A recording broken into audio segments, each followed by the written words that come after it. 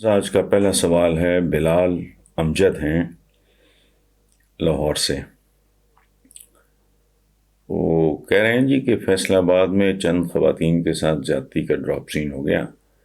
سی C T V footage میں دیکھا جا سکتا ہے کہ چوری کے بعد خواتین نے یہ دیکھا کہ وہ پکڑی گئی ہیں تو انہوں نے اپنے کپڑے خود پھاڑے اور دکاندار پر زیادتی کا الزام لگا دیا۔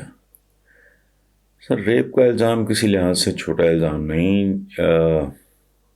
یا ہراسمنٹ کا سہارا لے کے کسی بھی عام شہری کی معاشرے میں عزت اچھال دی جاتی ہے۔ آپ اس سارے واقعے پہ عوام کو کیا پیغام دینا چاہیں گے؟ بلال صاحب، اس میں پیغام دینے والی تو بات ہی کوئی نہیں ہے، سوائے اس بات کے کہ انتہا درجے کی احتیاط زندگی میں بہت ضروری ہو گئی ہے، کیونکہ ہم ایک ایسے معاشرے میں رہ رہے ہیں جس میں ہر کسی کا ہاتھ یا دوسرے کی جیب میں ہے یا اس کی پگڑی پر ہے۔ اور ہم تو بات کرتے ہیں نا کہ یہ شوگر مافیا ہے، یہ ڈرگ مافیا ہے، یہ فلاں مافیا ہے، یہ قبضہ گروپ ہے۔ اس ملک میں تو صورتحال پریکٹیکلی یہ ہے، اور اب سے نہیں ہے، کئی سالوں سے میں دیکھ رہا ہوں کہ ریڈی والا بھی معاف کرنے کو تیار نہیں ہے غریب آدمی کو، اور کہتے ہیں نا جی کہ غریب کا استحصال ہو رہا ہے۔ غریب کا سب سے زیادہ استحصال خود غریب کر رہا ہے۔ تو یہ تو بہت بڑا کوئی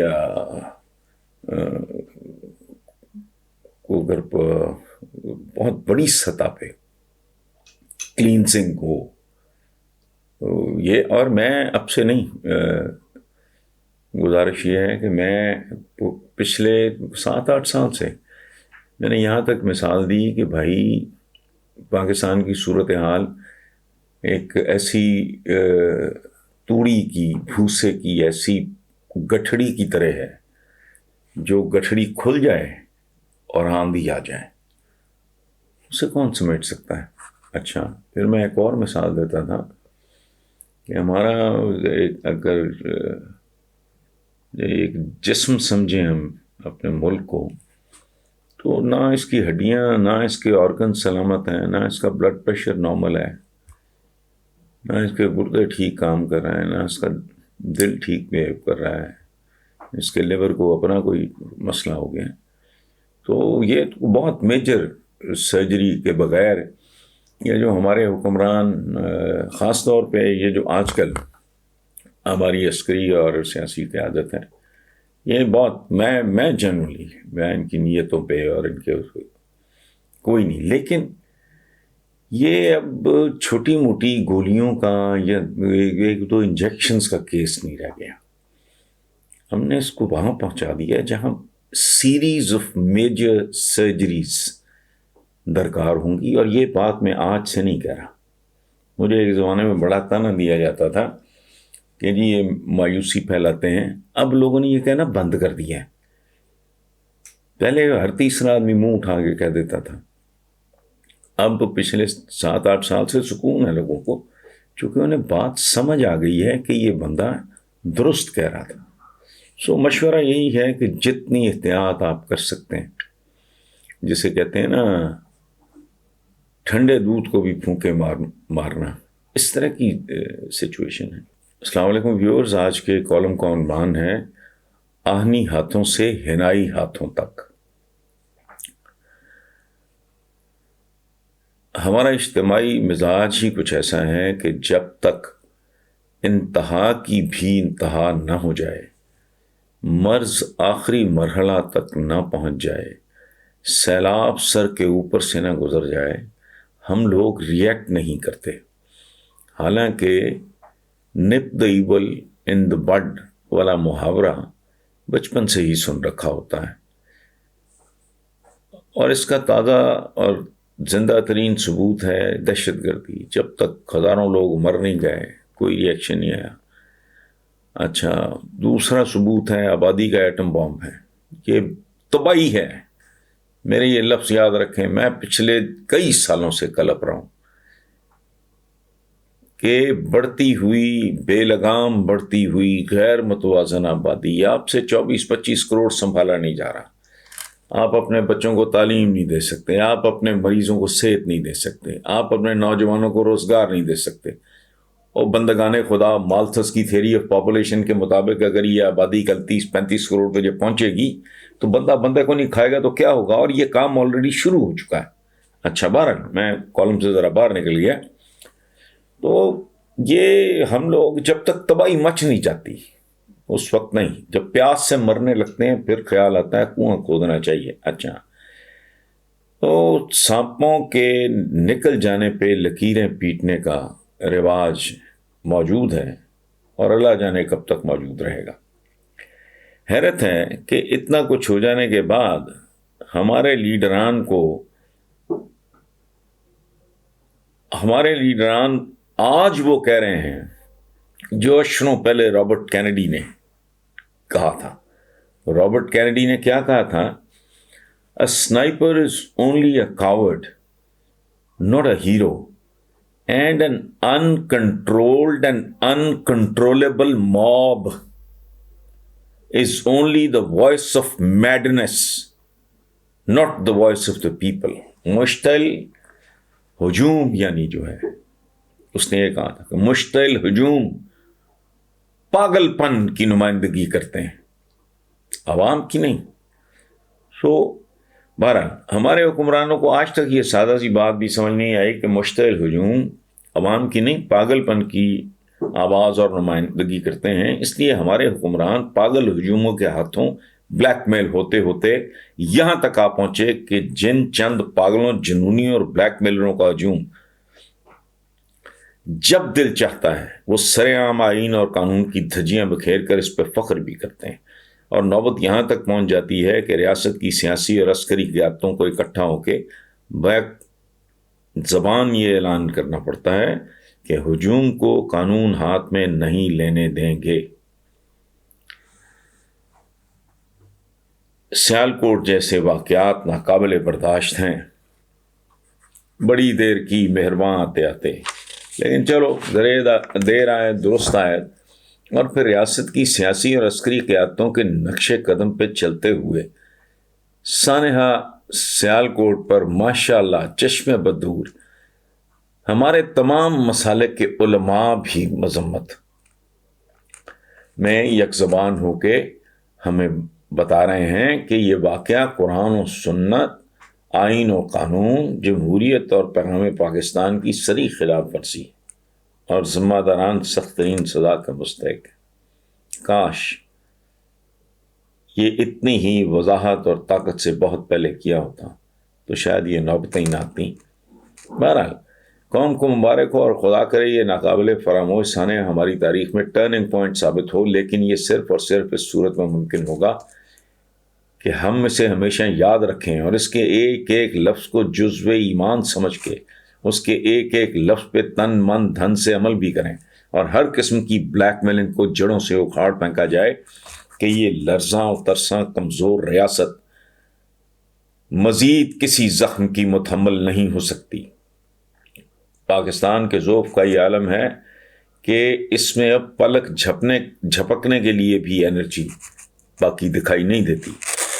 صرف آج مورخہ 8 دسمبر 2021 بروز بدھ کے روزنامہ جنگ کی صرف چند خبروں کی سرخیاں پڑھنے سے ہی بخوبی اندازہ ہو سکتا ہے کہ علامہ اقبال اور وبائے قوم کے خوابوں کی تعبیر کی حقیقی تصویر کیسی ہے اور کیا ہے۔ ٹرانسپیرنسی پاکستان کہتی ہے پولیس اور عدلیہ ملک کے کرپٹ ترین ادارے، کمزور احتساب، طاقتور طبقے کی ہوس اور کم تنخواہیں کرپشن کی سب سے بڑی وجوہات۔ اچھا، فیصلہ آباد اخلاقیات کی دھجیاں اڑ گئیں۔ سندر فرسٹ ایئر کی طالبہ کا اغوا، زیادتی، ملزم 2 ماہ بعد گرفتار، بھائی کو قتل کی دھمکی دے کر گھر کے باہر سے اغوا کیا گیا، کاغذات سائن کرائے، چند روز بعد 50,000 روپے بھی کا مطالبہ بھی کر دیا۔ کراچی ماشاءاللہ، کچرا چننے والی خواتین پر شہریوں کا تشدد، انسانیت ایک بار پھر تماشا۔ اور کمال ہے، آخری خبر پہ ذرا غور کریں وزیر اعلیٰ بزدار کا چھاپا، دفتر تاخیر سے آنے پہ سیکرٹری سیاحت اور عملہ معطل، 10:30 بجے تک پورا دفتر خالی تھا۔ لعنت ان لوگوں پہ اور ایسے نظام پہ اور ایسی گورننس پہ۔ کیا عرض کیا میں نے؟ یہ اخباری رپورٹ ہے، سارے اخباروں میں، میرے پاس سارے اخبارات ہیں۔ 10:30 بجے تک پورا دفتر خالی تھا، یعنی جب چیف منسٹر بیچارہ وہاں گیا ہے 10:30 تک نہ بندہ نہ بندے کی ساتھ، دور پھٹے منہ، اس نے کیا چلنا ہے؟ اس طرح پرچون کی دکان نہیں چلتی۔ اچھا،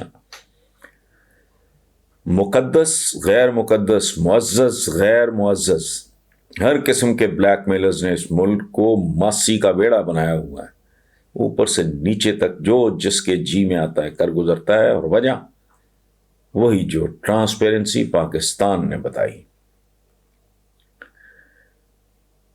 وزیر اعظم کے اس بیان پہ ٹھنڈے دل سے غور کریں کہ الزام لگانے والا خود ہی جج بن جاتا ہے۔ دین کے نام پہ ظلم کرنے والوں کو نہیں چھوڑوں گا، اس الزام پر لوگوں کو بغیر مقدمہ چلائے جیل میں ڈال دیا جاتا ہے، انہیں کوئی وکیل نہیں ملتا، جج بھی کیس سننے سے گریز کرتے ہیں۔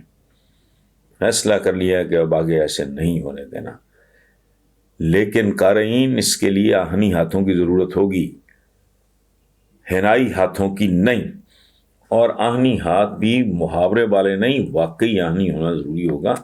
وکلا تحریک کے دوران جب برادر محترم بیرسٹر اعتزاز احسن نے اپنی نظم سنائی جس میں یہ مصرع بھی تھا، ریاست ہوگی ماں کے جیسی، تو میں نے اس وقت ایک کالم لکھا اور کہا ریاست ماں جیسی تو ہوگی لیکن سوتیلی ماں جیسی، کیونکہ میں جانتا تھا کہ ریاست کو صحیح معنوں میں ماں بنانے کے لیے پیچھے ایک سخت گیر، باصول، پر اعتماد، دیانتدار باپ بھی بہت ضروری ہے، جس کے ہاتھ آہنی ہوں، مہندی والے نہیں۔ فیضان رحیم ہیں جوہر آباد سے، وہ کہتے ہیں جی ٹرانسپیرنسی انٹرنیشنل یا وہ کیا پاکستان میں بدعنوانی کے لحاظ سے تمام حکومتی اداروں پہ اپنی ایک رپورٹ جاری کی ہے، اور جس میں پولیس، عدلیہ، سیاستدان، کنٹریکٹرز، میں حیران ہوں انہوں نے صحافت کو کیسے چھوڑ دیا۔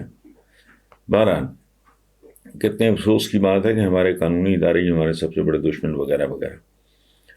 آپ اس پہ کیا تبصرہ؟ پھر وہی بات، میں اس پہ کیا تبصرہ کروں گا، یہ تبصرے قابل ہے۔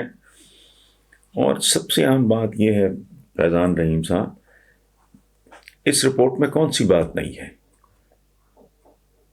کون سی بات ایسی ہے جو میں یا آپ ہم پہلے سے نہیں جانتے؟ کیونکہ کرپشن مدتوں سے ہمارے ہاں وے آف لائف، یہ ہماری اصل اکانومی ہے۔ میں نے تو یہاں تک بھی لکھا ہے کہ بھائی اگر کوئی ایسا میجک ہو، کوئی اعلیٰ دین کا چراغ مل جائے، کوئی کہ راتوں رات رشوت اور حرام ناجائز کمائی، جو بھی آپ اس کو کہہ لیں، بند آ جائے تو 6 مہینے میں آدھی آبادی بھوکی مر جائے گی، آدھی کیا پانی فارغ ہو جائے گی۔ تو اس کی ایک بنیادی وجہ بھی ہے، لوگوں کو سمجھ نہیں آئی، اس وقت کے لوگوں کو سمجھ نہیں آئی، وہ پھر بگڑتا ہی چلا گیا کہ پاکستان کے وجود میں آتے ہی سب سے پہلے جعلی ذاتیں اور جعلی کلیم وجود میں آئے۔ میری پیدائش پاکستان بننے کے بعد کی، ہمیں تو دیر میں باتوں کی سمجھ آنی شروع ہوئی، ادھر پاکستان بنا، ادھر جعلی ذاتیں بنی، تھوک کے حساب سے بنی، اور جعلی کلیم بنے، تھوک کے حساب سے بنے۔ اس کے بعد پھر اور ایک کلچر پروموٹ کیا گیا، وہ روٹ پرمٹس وغیرہ کا، یعنی بسوں کے لیے جو روٹس وغیرہ بنتے تھے وہ بھی بطور رشوت دیے جاتے تھے۔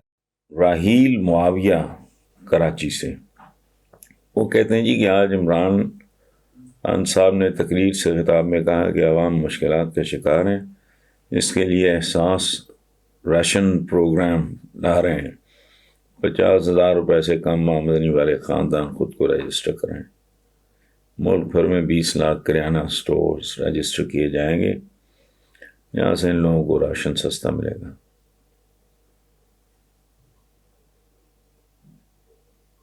تو محمد راحیل صاحب اس پہ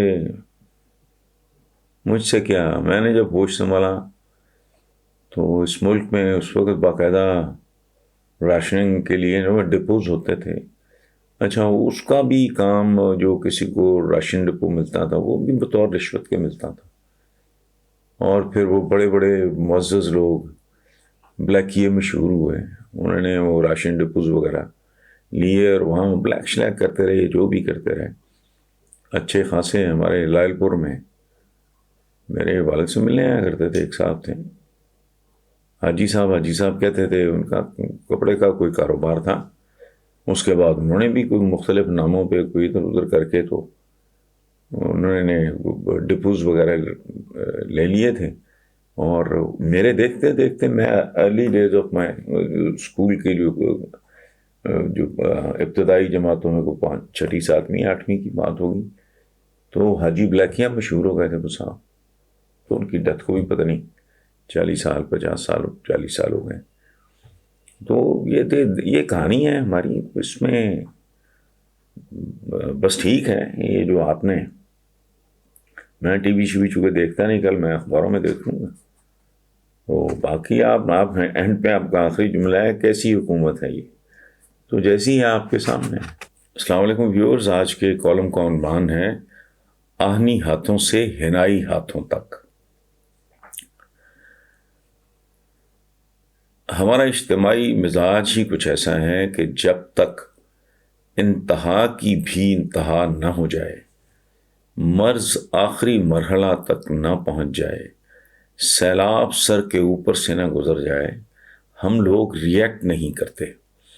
حالانکہ نپ دا ایول ان دا بڈ والا محاورہ بچپن سے ہی سن رکھا ہوتا ہے، اور اس کا تازہ اور زندہ ترین ثبوت ہے دہشت گردی. جب تک ہزاروں لوگ مر نہیں گئے کوئی ری ایکشن نہیں آیا. اچھا، دوسرا ثبوت ہے آبادی کا ایٹم بام ہے، یہ تباہی ہے. میرے یہ لفظ یاد رکھیں، میں پچھلے کئی سالوں سے کلپ رہا ہوں کہ بڑھتی ہوئی بے لگام بڑھتی ہوئی غیر متوازن آبادی، آپ سے 24-25 کروڑ سنبھالا نہیں جا رہا. آپ اپنے بچوں کو تعلیم نہیں دے سکتے، آپ اپنے مریضوں کو صحت نہیں دے سکتے، آپ اپنے نوجوانوں کو روزگار نہیں دے سکتے. اور بندگان خدا، مالتھس کی تھیوری آف پاپولیشن کے مطابق اگر یہ آبادی کل 30-35 کروڑ پہ جب پہنچے گی تو بندے کو نہیں کھائے گا تو کیا ہوگا. اور یہ کام آلریڈی شروع ہو چکا ہے. اچھا، بہرحال میں کالم سے ذرا باہر نکل گیا. تو یہ ہم لوگ جب تک تباہی مچ نہیں جاتی اس وقت نہیں، جب پیاس سے مرنے لگتے ہیں پھر خیال آتا ہے کنواں کھودنا چاہیے. اچھا، تو سانپوں کے نکل جانے پہ لکیریں پیٹنے کا رواج موجود ہے اور اللہ جانے کب تک موجود رہے گا. حیرت ہے کہ اتنا کچھ ہو جانے کے بعد ہمارے لیڈران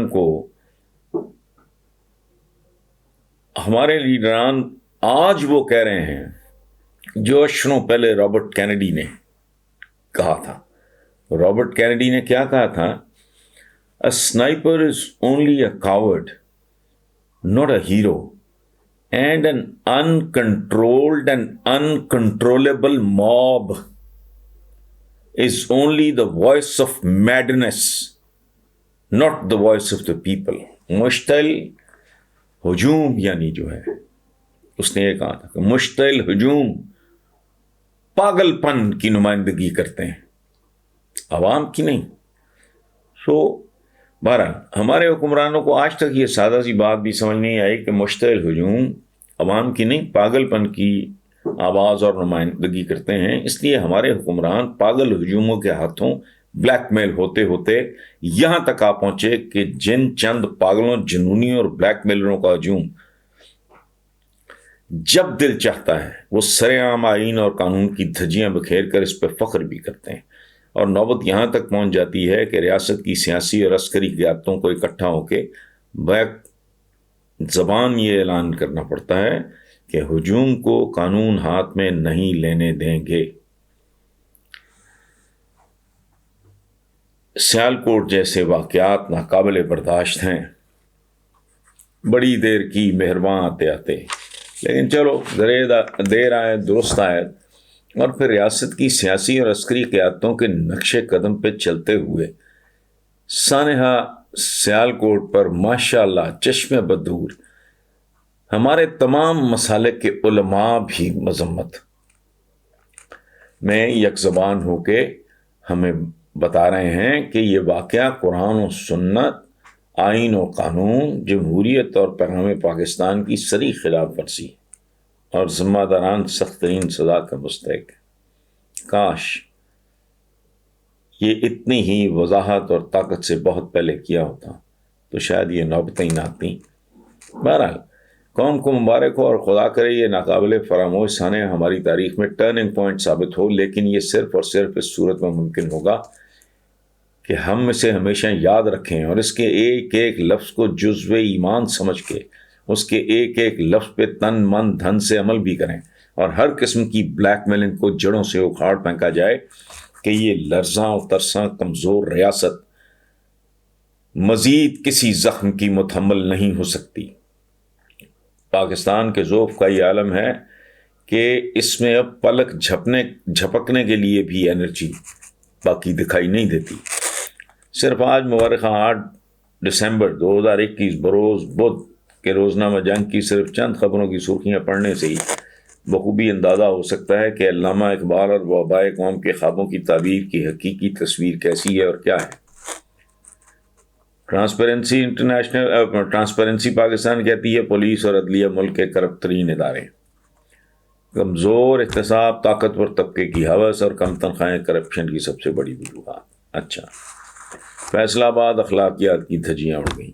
سندر فرسٹ ایئر کی طالبہ کا اغوا، زیادتی، ملزم 2 ماہ بعد گرفتار، بھائی کو قتل کی دھمکی دے کر گھر کے باہر سے اغوا کیا گیا، کاغذات سائن کرائے، چند روز بعد 50,000 روپے بھی کا مطالبہ بھی کر دیا۔ کراچی ماشاءاللہ، کچرا چننے والی خواتین پر شہریوں کا تشدد، انسانیت ایک بار پھر تماشا۔ اور کمال ہے، آخری خبر پہ ذرا غور کریں، وزیر اعلیٰ بزدار کا چھاپا، دفتر تاخیر سے آنے پہ سیکرٹری سیاحت اور عملہ معطل، 10:30 بجے تک پورا دفتر خالی تھا۔ لعنت ان لوگوں پہ اور ایسے نظام پہ اور ایسی گورننس پہ۔ کیا عرض کیا میں نے؟ یہ اخباری رپورٹ ہے، سارے اخباروں میں، میرے پاس سارے اخبارات ہیں۔ 10:30 بجے تک پورا دفتر خالی تھا، یعنی جب چیف منسٹر بیچارہ وہاں گیا ہے 10:30 تک نہ بندہ نہ بندے کی ساتھ، دور پھٹے منہ، اس نے کیا چلنا ہے؟ اس طرح پرچون کی دکان نہیں چلتی۔ اچھا، مقدس غیر مقدس، معزز غیر معزز، ہر قسم کے بلیک میلرز نے اس ملک کو ماسی کا بیڑا بنایا ہوا ہے، اوپر سے نیچے تک جو جس کے جی میں آتا ہے کر گزرتا ہے، اور وجہ وہی جو ٹرانسپیرنسی پاکستان نے بتائی۔ وزیر اعظم کے اس بیان پہ ٹھنڈے دل سے غور کریں کہ الزام لگانے والا خود ہی جج بن جاتا ہے۔ دین کے نام پہ ظلم کرنے والوں کو نہیں چھوڑوں گا، اس الزام پر لوگوں کو بغیر مقدمہ چلائے جیل میں ڈال دیا جاتا ہے، انہیں کوئی وکیل نہیں ملتا، جج بھی کیس سننے سے گریز کرتے ہیں۔ فیصلہ کر لیا کہ اب آگے ایسے نہیں ہونے دینا، لیکن قارئین اس کے لیے آہنی ہاتھوں کی ضرورت ہوگی، ہنائی ہاتھوں کی نہیں، اور آہنی ہاتھ بھی محاورے والے نہیں، واقعی آہنی ہونا ضروری ہوگا۔ وکلا تحریک کے دوران جب برادر محترم بیرسٹر اعتزاز احسن نے اپنی نظم سنائی جس میں یہ مصرع بھی تھا، ریاست ہوگی ماں کے جیسی، تو میں نے اس وقت ایک کالم لکھا اور کہا ریاست ماں جیسی تو ہوگی لیکن سوتیلی ماں جیسی، کیونکہ میں جانتا تھا کہ ریاست کو صحیح معنوں میں ماں بنانے کے لیے پیچھے ایک سخت گیر، باصول، پر اعتماد، دیانتدار باپ بھی بہت ضروری ہے، جس کے ہاتھ آہنی ہوں، مہندی والے نہیں۔